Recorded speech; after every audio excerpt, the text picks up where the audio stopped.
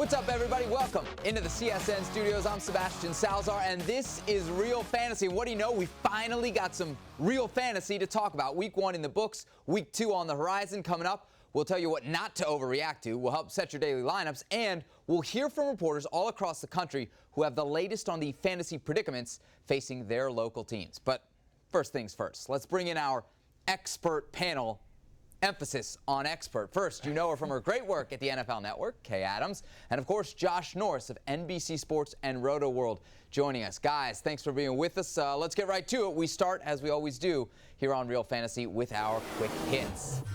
And we finally saw some real football this past weekend. Fantasy dreamscape in New Orleans. Saints and Raiders putting up a ton of points. A.J. Green had a very pleasant stay on Revis Island, a bit unexpected. Jameis Winston and the Bucs appear ready to help carry your fantasy team. And there might be some life in the post-Calvin Johnson Lions offense. Paging Theo Riddick. Who knew? Who knew? All right, so definitely got a lot to unpack from Week 1. But one of the big questions coming in was in the Falcons' backfield. And now I got to think Devontae Freeman owners probably pretty nervous. 20 yards on 11 carries against Tampa Bay. And Tevin Coleman, Tevin Coleman, especially catching those passes out of the backfield, looked really good. This wasn't a surprise because we were hearing all offseason they want to get him more involved. This is Shanahan's guy, the guy he chose and drafted, so we thought they'd incorporate him a little bit more, but who knew he would be the leading receiver for the Falcons with 95 receiving yards. He played on just 4 less snaps than Devonta Freeman, just a couple less touches. This looks like a split backfield, and he also outproduced Devonta Freeman, so Tevin Coleman is going to be a thing. That's my big takeaway, and I like him in Week 2 over Frank Gore. That's right, Frank Gore having to face Denver. I know it's a split backfield, but I like Tevin Coleman's chances, his upside, his versatility, his role in a PPR league, especially going up against the Raiders. I am happy to be the Devontae Freeman apologist on this team. I mean, Freeman still has the red zone work, Kay, and we know that touchdowns are much easier to score when you're inside the 20-yard line. So don't worry, Freeman owners. I'm going to move over to the Denver Broncos and talk about how big of a shift that this has been from Peyton Manning's spread out offense where he passes all over the field to Trevor Siemian not attempting a pass more than 15 yards down the field to Demaryius Thomas only running 22 routes, Emmanuel Sanders only running 29 routes. But here's the thing. I think C.J. Anderson can lead the league in rushing this season, continue it this week against the Colts. He averaged 7.3 yards off tackle per carry this week, Kay. C.J. Anderson is a wonderful play moving forward. 27 touches is nice to see for fantasy owners that took him. And, of course, Trevor Siemian will lean on him in that run game. I love Emmanuel Sanders this week. Demaryius Thomas dealing with a bit of an injury. I think Emmanuel Sanders will be that security blanket, that safety valve for Trevor Siemian in a great matchup against the Colts.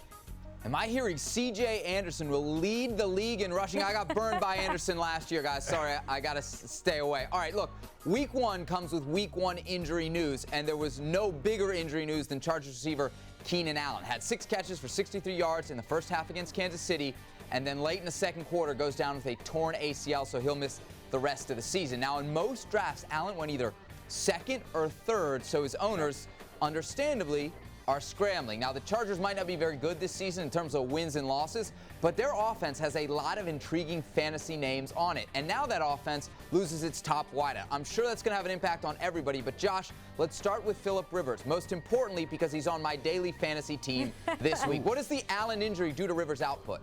Yeah, his season's going down the drain here. Sorry to tell you, Sebastian, but last year with Keenan Allen, Phillip Rivers was on pace to be quarterback number 2 across fantasy platforms. Without him, quarterback number 23. Let's put that in a bit more perspective. He threw for 90 fewer yards each game without Keenan Allen. That's about 8 or 9 fantasy points in total without Keenan Allen. I mean, this offense, I do think it's going to benefit Antonio Gates without Keenan Allen. But Phillip Rivers, Sebastian, you got to take him off your lineup right now, I'm telling you.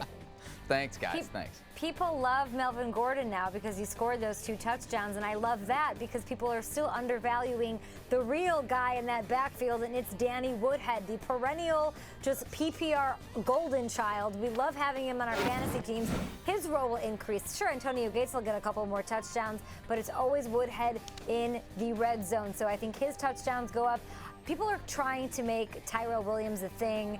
Listen, I understand the idea. You want to get the next man up and plug him in there, but we all know, and you heard the numbers there from Josh, that this offense really regresses without Keenan Allen there. I don't think it's just as simple as picking up a Tyrell Williams. If you're in a deeper league, sure, take a flyer on him. You might get some targets. He did get some looks there in week 1. But when you have guys like Philip Dorsett of the Colts in a high-scoring offense with Andrew Luck, he's on the waiver wire. You've got guys like Mike Wallace, who clearly is a nice fit for Joe Flacco and Trestman there. Those are guys I would add much sooner than I would add a guy like Tyrell Williams. Well, look, if you're desperate, just if you're desperate, Tyrell Williams is available in a ton of leagues. Yes. All right, moving on. Week 1 also means we get a look at the new rookie class. For the first time, except for Jared Goff, of course, Ezekiel Elliott found the end zone once. But if fantasy owners out there were expecting a huge day from the Dallas rookie, they're probably a little disappointed, right? 20 carries, just 51 yards, and only 1 catch for the Cowboys' new running back. But there were other rookies who impressed. Josh, who'd you have your eye on in week 1? Texans wide receiver Will Fuller, who they took in the first round. Yes. Will Fuller was mistakenly nitpicked throughout the entire draft process. Oh, he can't catch anything. Oh, he can't get off press coverage. All Will Fuller did in week 1 was be targeted 11 times, including 8 beyond 15 yards down the field, including 2 red zone catches. This is a big play threat waiting to happen. Gets down the field, can create after the catch. I absolutely love Will Fuller, maybe even K as a wide receiver 2 moving forward in every single lineup, and you probably took him after the 10th round. Okay, I'm down with that. I like his speed. Yeah. I like the fact that I've heard enough that whenever Brock Osweiler talks about him, he lights up and talks about his work ethic. I think you have to, the drops are a thing. They certainly are, but the explosiveness sort of outweighs that. I like him in this offense, and he's fun to watch. He's a guy you want to root for on your fantasy team, and if he's still available in any league, you need to scoop him up. Another rookie performance that I think everyone found impressive and outstanding was Carson Wentz, right? Rookie, he barely played, 30, 40 snaps in the preseason. Then he puts up 278 yards, no interceptions, and 2 touchdowns. But this was against the Browns. I do think that things will slow down a bit. His passer rating was well over 100. I think it comes down in week 2, even at Chicago, and it's a great matchup, and everybody wants to plug him in there as that new shiny thing, Josh. Pump your brakes on that. I think they rely on the run more. It'll be a lot of Ryan Matthews in this one. It'll slow down. I'm looking at Philly's next 4 matchups: Chicago, Pittsburgh, Detroit, Washington. There might be some points to be had there. Okay. All right, guys, thank you very much. We'll see much more of Josh and Kay momentarily. Another rookie who wasn't owned in most leagues was Raiders back Jalen Richard. He reeled off an impressive 75-yard touchdown against the Saints, and it turns out former Raider Bill Romanowski really liked what he saw from Richard, and that's where we start this week's version of the cheat sheet. Jalen Richard, after the run he had against the New Orleans Saints, which pretty much catapulted the Raiders in the 4th quarter and excited their team and got them to, really beat the New Orleans Saints. He, Latavius Murray, they're going to be sharing some time. So get ready. You're going to be seeing a lot of this guy because he's quick, he's fast, and explosive. All right, from the Bay Area, we go to the Midwest, where after missing his entire rookie season, Chicago's Kevin White was a pretty popular draft and stash player this year. Well, he finally got on the field Sunday against Houston, and according to CSN Chicago contributor Pat Finley, White had some major issues. He ran the wrong route on the first drive of the 3rd quarter. Rather than get to the sideline, he sat down in what he thought was a zone. That led to a really easy interception by the Texans. The Bears know that as a rookie, he's going to have these troubles. He never played last year while he was recovering from surgery, but Jay Cutler needs to find a way to trust him. I wouldn't be surprised if on Sunday the Bears throw a couple of quick screens, maybe run an end around, a fly sweep, something easy to get the ball in his hands because they know that he's a great athlete. All right, let's go wideouts to quarterbacks now. And another second-year player getting a whole lot of attention is Jameis Winston. Huge game against Atlanta, but can he do it against tougher competition like Arizona in week 2? Paul Ryan of NBC8 in Tampa weighs in. The reigning NFC Offensive Player of the Week will face a tough test in the Cardinals' pass defense, which figures to be one of the best in the league. But Jameis Winston sees himself in that same light. The Bucs insist they won't be afraid to challenge the likes of Patrick Peterson and Tyrann Mathieu, especially after what Winston exhibited in Week 1. 2 of his passing touchdowns came on perfectly thrown deep balls. Taking the cover off the Cards' D, or at least the threat of doing so, may open up underneath routes to the likes of Doug Martin, Chuck Sims, and Adam Humphries. Winston is now the undisputed leader of this team and face of the franchise, and his comfort level on the field is a testament to that. All right, thanks to the beat reporters. Their insight always much appreciated. Also appreciated your input. When we come back, our experts take your lineup and waiver wire questions live on Facebook. Don't miss it. Plus, our dynamic duo will also be helping you out in daily fantasy, where Josh will remind Kay about a golden rule involving kickers. That's coming up on Real Fantasy here on CSN.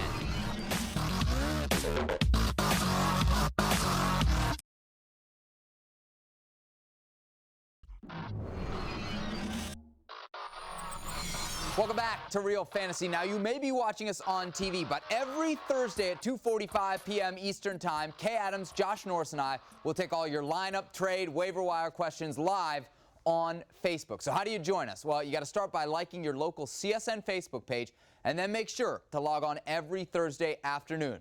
Here are some of the best questions and comments from this week. All right, time now for Fantasy Facebook Live. We bring back Kay Adams and Josh Norris. If you have questions about your lineup or anything fantasy football related, trades, guys to scoop off the waiver wire, don't be afraid. Send in your question and we'll answer as many as possible over the next few minutes. Guys, I want to start with what for me was one of the really big surprises of Week 1. If you add up the totals for Todd Gurley and Adrian Peterson, maybe 10 points. You got Gurley going up against Seattle this week. Kay, I'll start with you. For those that invested such a high draft pick in Todd Gurley, could you really sit him here in Week 2? I mean, let's talk about Adrian Peterson first. Nobody should worry about him. He always gets his. The volume will be there. There's not much competition in that backfield. And if you look at last year, his Week 1 was also not his best showing. So maybe it's because he doesn't play in the preseason. Needs a little bit to get warmed up. Adrian Peterson should be just fine. If you're looking at Gurley, not a guy who's comfortable drafting in the first round, and it has nothing to do with his talent. He's super talented. It has to do with that offense. Yeah, Kay, I would say both are still running back ones this week, and I would slightly rank Todd Gurley behind Adrian Peterson. The issue you brought up is, and it's already mistakes they've already made, is you're drafting running backs who don't thrive in the passing game. So when the game flow situation goes haywire, like it did for both teams last week in many ways, especially the LA Rams with Todd Gurley, then you're having a running back who doesn't thrive in the passing game. Look, I still think Todd Gurley looked good last week, except for fantasy purposes, converting negative 1-yard runs into 2-yard runs doesn't result in fantasy points like it might on the tape, on the film, Josh, as a result of a good he's got Seattle play. this week. Josh, I'm going to stop you right there. You're saying he's a running back one. He's got Seattle. Yes. You're telling me that you play him over either guy in the Eagles-Chicago matchup, Jeremy Langford or Ryan Matthews, where you know they're going to run that entire time and they've got the volume. You're going to play Gurley over them. No, Ryan Matthews does not have the volume. Okay, Ryan Matthews played about 50% of the snaps last week. All I care about each week, you're going to hear me repeat it over and over again, is volume, and hopefully efficiency goes along with it. All right, let's get to a star that disappointed, I think it's safe to say, in Week 1 from Mariahu Molina. What is with Des Bryant and the new QB, obviously talking about Dak Prescott. Joshua, what can we expect from Bryant as long as Prescott's behind center for the Cowboys? Yeah, and Des had a couple red zone targets, and he just didn't convert them. Here's the thing with Dak Prescott.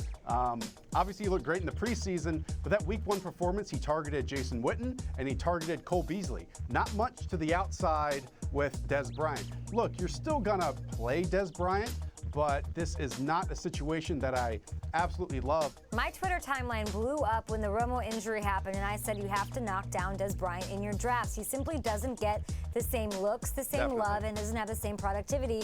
All right, Joseph has our final question from the quarterback category. He says Big Ben or Matt Ryan. Now, Big Ben lit up the Redskins, but different matchup this week against Cincinnati. Josh? I'm going with Big Ben.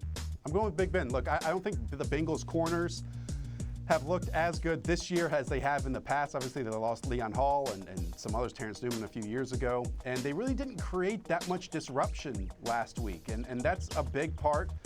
Obviously, Big Ben, when he has the most consistent wide receiver in the league out there, and Antonio Brown, you can just throw it up. All right, everybody on Facebook, great questions. I love the trash talk for Josh. Josh and Kay don't go very far. Plenty more from you guys a little bit later in the show. It's still to come on Real Fantasy. Kay Adams goes way out on a limb for Eli Manning. Her big prediction is coming up next as Kay and Josh help you fill out a daily fantasy team. Don't go anywhere. We're back in a moment here on CSN.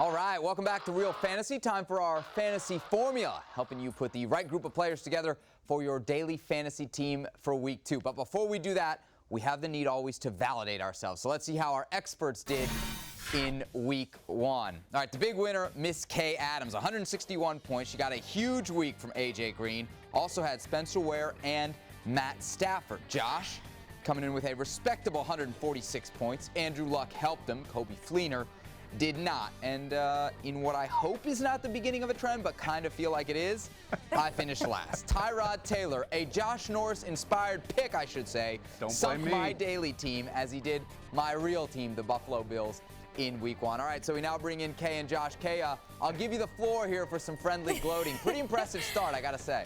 I love beating Josh at anything, so I'm super excited. Sebi, if I can call you Sebi, yeah, of course. You cannot listen to Josh Norris. You now should take my advice. Not start Tyrod Taylor, who had the fewest yards of any quarterback, less than Case Keenum in week 1. Come on. Yep. You know how you guys rank players? I'm going to start ranking fantasy experts. That's coming up. All right, let's start with Kay's team this week. The Saints are in the Meadowlands, so Kay pairing Eli Manning with Odell Beckham, trying to take advantage of that New Orleans defense. Lamar Miller and Carlos Hyde in Kay's backfield. And despite taking the Ravens defense, Kay also selecting Gary Barnidge, who plays against Baltimore in week 2.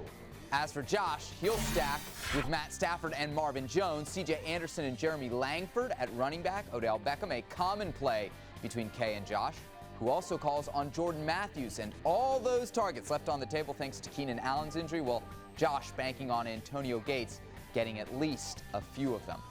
All right, Kay, right now on our touchscreen here, we're looking at Eli Manning's game against the Saints last year. 6 touchdowns. You love Eli this week. You also gave us a bonus bold prediction. You think he's going to be the highest scorer in the entire league this week. Why? Bash, I don't think that it's bold at all, because there's things that you know in life, right? There's things that are always constant. Death, taxes, and you start your quarterback up against the Saints, especially without Delvin Breaux there. You said it, over 350 yards and 6 touchdowns against New Orleans last year, and that was without Victor Cruz, who we saw salsa in week 1. That was without Sterling Shepard. He's got all of those weapons going up against New Orleans. This is a lock. All right, Josh, let's take a look at your team now. And you included Jeremy Langford as one of your running backs, also C.J. Anderson. Now, Langford's quietly kind of assumed the lead back role in Chicago, 19 touches last week against Houston. What do you like about Langford this week, though, against Philly? Yeah, he hasn't just assumed the lead ball carrier role. He's the entire backfield. He played on 96% of offensive snaps last week. That led the league across NFL running backs. Look, I don't think, again, that Jeremy Langford's a great football player, but all that we care about is volume, and hopefully he can create some yards after the line, after contact, whatever. And look, they're a home favorite here against the Philadelphia Eagles, so hopefully he gets a ton of carries. I would love it because I think he's a tremendous value at this pick. All right, I love good fantasy advice on this show. I also love some tension. So here's what we're going to do now. We're going to let you guys pick at each other a little bit. I want you to look at each other's teams and give me one player you don't like from the other squad. Josh, let's start with you. I believe Kay Adams paid the highest for a kicker, or the highest kicker price out there. Kay, will you grab a pen and a pencil, or a pen and piece of paper real quick and No, write I won't, this down? because I won, so you have nothing to tell me, but go on. Never pay up for a kicker. Like, I'm just trying to get in your head and think about. I'm trying to think of how you're going to pay up and spend a lot on a kicker when Graham Gano is the highest scoring kicker probably of this week with the Carolina Panthers with 29 expected points. Don't understand the Gostkowski pickup, okay? But kicker is the only thing I can argue with here. I'll explain it to you. I spent my money so well, my salary cap so well, that's what I had left over. and that was the guy available. That's just to rub it in that even with the most expensive kicker, I will beat you in week 2 with my values at the other positions, and I'll get a star wide receiver in Odell Beckham Jr. because I pick guys like Carlos Hyde, who no one is picking going into Carolina, but I happen to like Carlos Hyde. He's the identity of this offense, and 6 times, let me hit you with this stat, 6 teams ran the ball 25 or more times against the Panthers last year. They all averaged over 4.5 yards per carry. We did just see Kay put Baltimore wideout Mike Wallace on her team after a big week 1. So we went ahead and asked our resident general manager, Charlie Casserly, about Wallace and whether or not he can be trusted to produce week in and week out as he did against Buffalo. Well, I'm one of those fantasy players, and I want to know it too. But here's the thing. They have to decide, the Ravens, who's going to be in the lineup each week. You got too many guys right now. You got Perryman, you got Steve Smith, you got Moore, you got Aiken, and you got Pitta, who looks terrific. So I think what you saw last week, that's going to be one of the highlights of the year. I'm not sure he's going to get more than 3 or 4 catches a game, but when he does, there'll be a lot of yards. There's no way of predicting from week to week what this guy's going to be like. Okay, so Charlie Casserly not sold yet on Mike Wallace, but Charlie does not have our crystal ball, which we break out now for week 2. And Kay, let's focus on those streaming quarterbacks. Who should they grab? Charlie Casserly is in a league with me, and he's trying to play mind tricks and get me to not stream Joe Flacco. I'm not buying it. Joe Flacco to Mike Wallace to Pitta to Steve Smith against the Browns. Stream Flacco. I'll pick Jimmy Garoppolo. He fits my process in terms of home favorites with 24 or more expected points. I expect Julian Edelman to eat this weekend. All right, Josh, let's start with you on this next one. Jameis Winston in the desert against Carson Palmer, and more importantly, a stingy Cardinals defense. Between Winston and Palmer, who has more points this week? Palmer, but it's going to be close. And the reason it's going to be Palmer is because the Bucs defense against the run is outstanding. They haven't allowed a 100-yard rusher since week 3 of 2015, so Palmer's going to have to put up a ton of points on the board. To use Josh's vernacular, Jameis Winston fit my process of 4 fantasy touchdowns. I liked that, but I don't think it happens against Arizona. He's a very tough schedule coming up against the pass, so might want to sell high on Winston. All right, we got time for one more. Let's dive really deep here. Give me a big-time sleeper pick in week 2. Kay. Jesse James, the tight end for the Steelers, going up against the Bengals, who allowed 20 catches to Heath Miller in 2 matchups last year. More catches than any team to tight ends last year.